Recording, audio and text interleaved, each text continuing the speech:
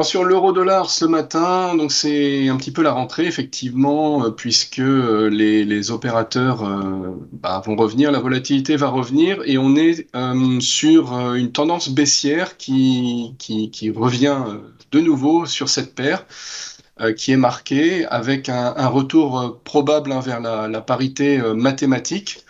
Donc cette parité mathématique autour des 1, on en est très proche, on est à une quarantaine de points ce matin de cette parité mathématique, qui est plus un symbole, hein, puisque ça n'a pas de signification réellement économique. Par contre, on voit bien sur le graphique que voilà, la volatilité revient, notamment via l'indicateur technique de Bollinger, dont les bandes commencent à s'écarter. Et on est sur un niveau support donc qui sera travaillé autour de ce 1 qui devrait être atteint très prochainement. Par contre, euh, la, la direction à venir sur l'euro-dollar, c'est tout l'enjeu de cette semaine, puisqu'on va avoir effectivement eh bien, vous voyez des indicateurs, notamment le MACD au niveau de son histogramme, qui a percé vers le bas et qui va commencer à vouloir remonter.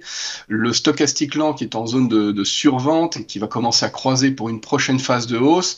Donc en fait, on a plusieurs indicateurs comme cela et puis la fameuse zone de support autour des 1 qui font que les cours pourraient bien être arrêtés autour de cette zone. Alors on pourrait avoir des mèches évidemment sous les 1 comme on l'a eu la dernière fois vers fin juillet.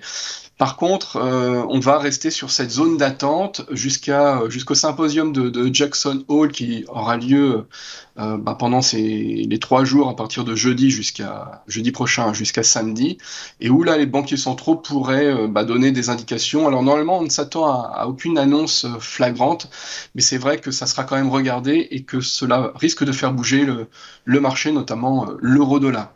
Donc on a voilà cette situation de rentrée qui sera plutôt une situation d'attente sur une zone de support, parce que malgré un pétrole voilà sous les 100, ce matin on est à 95 sur le Brent, malgré le fait que la recovery est bien présente, on a quand même des craintes et on a quand même cet effet attentiste jusqu'à l'ouverture de Jackson Hole. Juste la veille, mercredi, on va avoir quand même quelques indications, notamment les commandes de biens durables qui sont un indicateur avancé au niveau américain.